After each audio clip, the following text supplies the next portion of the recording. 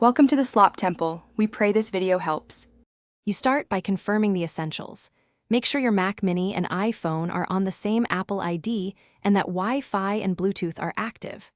Once done, update both devices to the latest Mac OS and iOS versions so continuity camera is supported. Next, unlock your iPhone and keep it nearby. The phone needs an active camera and permission to connect. If wireless pairing is unreliable, plug the iPhone into the Mac Mini with a USB cable. Now you enable and choose the continuity camera in the app you plan to use. Open FaceTime, Zoom, or QuickTime. Then, from the app's camera menu, select your iPhone as the video source. Make sure you accept any access prompts on the iPhone so audio and video flow. If you want a different angle, switch to desk view or center stage from the iPhone's control screen.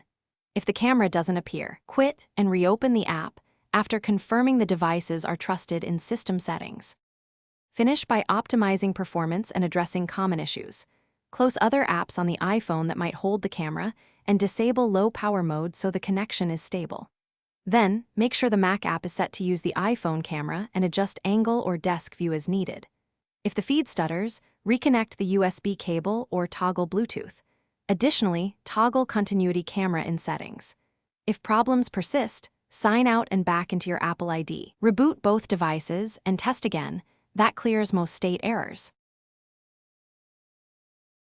Thanks for watching. Consider subscribing if we helped you.